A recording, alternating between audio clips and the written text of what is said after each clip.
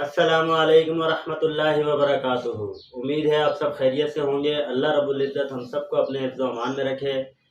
जैसा कि हमने पिछले जुम्मे को फ़ज़ाइल अमाल की तालीम की थी, आज हम इंशाअल्लाह फ़ज़ाइल सदक़ात की तालीम करेंगे। फ़ज़ाइल सदक़ात के दो हिस्से हैं, पहला हिस्सा और दूसरा हिस्सा। हम दोनों हिस्सों में से थोड़ा थोड़ा सबक पढ़ेंगे। तालीम शुरू करते हैं। बिस्मिल्लाहिर्रहमानिर्रहीम।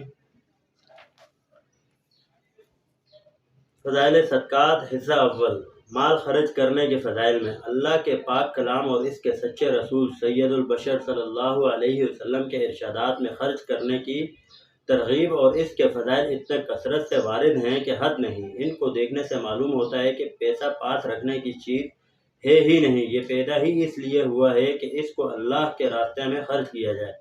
जितनी कसरत से इस मसले पर इरशादात हैं, इनका 10वां-20वां हिस्सा भी जमा करना मुश्किल है। नमूने के तौर पर चंद आयात और चंद अहादीस का तर्जुमा अपनी आदत के मुवाफिक पेश करता हूँ। आयात,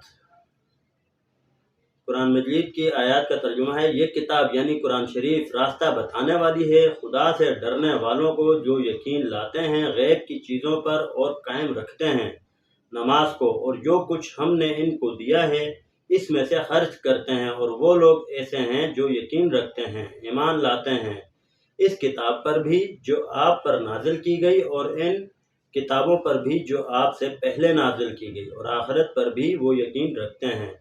यही लोग इस सही रास्ते पर हैं जो इनके रब की तरफ से मिला है, और यही लोग फलाह को पहुँचने वाले हैं।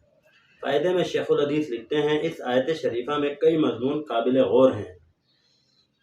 रास्ता बताने वाली है खुदा से डरने वालों को, यानी जिसको मालिक का खौफ ना हो, मालिक को मालिक ना जानता हो, वो अपने पैदा करने वाले से जाहिल हो। इसको कुरान पाक का बताया हुआ रास्ता कब नज़र आ सकता है?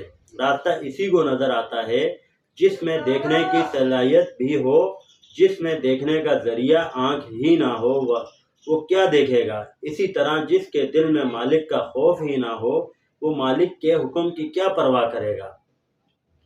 नमाज को कायम रखना यह है कि इसको इसके आदाब और शराइत की रियायत रखते हुए पाबंदी और एहतमाम से अदा करे, जिसका तफसीली बयान रसाला फ़ज़ाइल नमाज में गुजर चुका है। इसमें हज़रत इब्न अब्बास का ये इरशाद नकल किया गया है कि नमाज को कायम करने से ये मुराद है कि इसके रुकू और सुजूद अच्छी तरह अदा करे, हमतन मुतवज्जा रहे और खुशू के साथ पढ़े।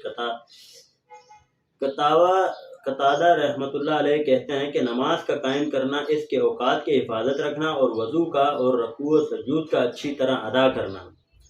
फलाह को पहुँचना बहुत ऊंची चीज़ है। फलाह का लफ्ज़ जहाँ कहीं आता है वो अपने मफ़हूम में दीन और दुनिया की बहबूद और कामयाबी को लिए हुए होता है। इमाम राग़िब रहमतुल्लाह अलैह ने लिखा है कि दुनियावी फलाह उन खूबियों का हासिल कर लेना है जिनसे दुनियावी ज़िंदगी बेहतरीन बन जाए, और वो बका और गना और इज़्ज़त है। और उखरवी फलाह चार चीज़ें हैं। वो बका जिसको कभी फना ना हो, वो तोंगरी जिसमें फ़िक्र का शायबा ना हो, वो इज़्ज़त जिसमें किसी किस्म की ज़िल्लत ना हो, वो इल्म जिसमें जहल का दखल ना हो। और जब फलाह को मुताल्लिक बोला गया तो इसमें दीन और दुनिया दोनों की फलाह आ गई। बस मेरे मोहतरम भाइयों, दोस्तों, बुजुर्गों, जो पढ़ा जो सुना इस पर अल्लाह रब्बुल इज़्ज़त हम सबको अमल करने की तौफीक अता फरमाए और इसकी दूसरों को दावत देने की तौफीक अता फरमाए। फ़ज़ाइल सदक़ात के हिस्सा दोम से आयत का तर्जुमा पढ़ेंगे। आरास्ता कर दी गई लोगों के लिए ख्वाहिशात की मोहब्बत, मसलन औरतें हुई और बेटे हुए और ढेर लगे हुए सोने और चांदी के और निशान लगे हुए यानी उम्दा और आला घोड़े और दूसरे मवेशी और ज़र्रात, लेकिन ये सब चीज़ें दुनियावी ज़िंदगी इस्तेमाल चीज़ें हैं, और अंजाम कार की खूबी और काम आने वाली चीज़ तो अल्लाह ही के पास है। ए मोहम्मद सल्लल्लाहु अलैहि वसल्लम, तुम उनसे कह दो, क्या मैं तुमको ऐसी चीज़ बता दूं जो बदर जहां बेहतर हो? इन सब चीज़ों से वो क्या है? गौर से सुनो। ऐसे लोगों के लिए जो अल्लाह ताला से डरते हैं, इनके रब के पास ऐसे बाग हैं जिनके नीचे नहरें बहती हैं, उनमें वो لوگ ہمیشہ رہیں گے، اور ان کے لیے وہاں ایسی بیویاں ہیں جو ہر طرح پاک صاف ستھری ہیں، اور ان سب سے بڑھ کر چیز اللہ کی خوشنودی ہے، اور اللہ تعالیٰ بندوں کے احوال کو خوب دیکھنے والے ہیں۔ یہ لوگ جن کے لیے یہ آخرت کی چیزیں ہیں ایسے لوگ ہیں جو کہتے ہیں کہ اے ہمارے پروردگار، ہم ایمان لے آئے ہیں، بس آپ ہمارے گناہوں کو معاف کر دیجیے اور ہم کو جہنم کے عذاب سے بچا دیجیے۔ یہ لوگ وہ ہیں جو مصیبتوں پر صبر کرنے والے ہیں، سچ بولنے والے ہیں، اللہ تعالیٰ کے سامنے عاجزی کرنے والے ہیں، اور نیک کاموں میں مال خرچ کرنے والے ہیں، اور پچھلی رات میں گناہوں کی معافی چاہنے والے ہیں۔ فائدے میں شیخ الحدیث لکھتے ہیں، حق تعالی شانو نے ان سب چیزوں کی محبت کو شہوتوں کی محبت سے تعبیر کیا ہے۔ امام غزالی رحمۃ اللہ علیہ فرماتے ہیں کہ شہوت کی افراط ہی کا نام عشق ہے، جو بیماری ہے ایسے دل کی جو تفکرات سے خالی ہو۔ اس کا علاج ابتدا ہی سے کرنا ضروری ہے کہ اس کی طرف نظر کم کر دے، اس کی طرف التفات کم کر دے، ورنہ جب التفات بڑھ جائے گا تو ہٹانا مشکل ہو جائے گا، اور ابتدا میں بہت سہل ہے۔ یہی حال ہے ہر چیز کے، عشق کا، مال ہو جائیداد ہو، اولاد ہو، حتیٰ کہ پرندوں کبوتروں وغیرہ سے کھیلنے کا اور شطرنج وغیرہ سے کھیلنے کا بھی یہی حال ہے کہ یہ سب چیزیں جب آدمی پر مسلط ہو جاتی ہیں تو اس کے دین اور دنیا دونوں کو برباد کر دیتی ہیں۔ اس کی مثال ایسی ہے کہ کوئی شخص سواری پر سوار ہے، اگر وہ جانور باغ کسی وقت دوسری طرف پھیر دے جب وہ بے جگہ جانے کا رخ کر رہا ہو تو اس وقت بہت آسانی سے وہ جگہ پر پڑ سکتا ہے، لیکن جب وہ جانور کسی دروازے میں گھس جائے اور سوار پھر دم پکڑ کر پیچھے کو کھینچنا چاہے تو پھر بڑی سخت دشواری ہو جاتی ہے۔ اس لیے ان سب چیزوں کی محبت کو ابتدا ہی سے نگاہ میں رکھے، اعتدال سے نہ بڑھے۔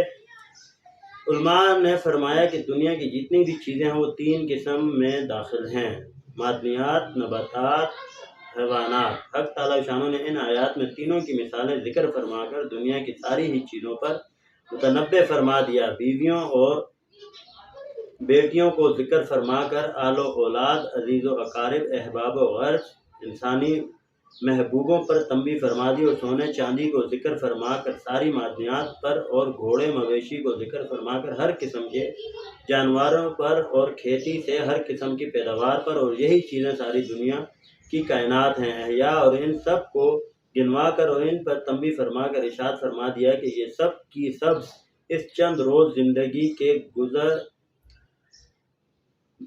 گزارنے کی چیزیں ہیں، ان میں سے کوئی چیز بھی محبت کے قابل نہیں، دل لگانے کے قابل نہیں۔ دل لگانے کی چیزیں صرف وہی ہیں جو پائیدار ہیں، ہمیشہ رہنے والی ہیں، ہمیشہ کام آنے والی ہیں، اور ان میں سب سے بڑھ کر اللہ کی رضا ہے، اس کی خوشنودی ہے، وہ دنیا اور آخرت کی ہر چیز پر فائق ہے، ہر چیز سے بڑھ کر ہے۔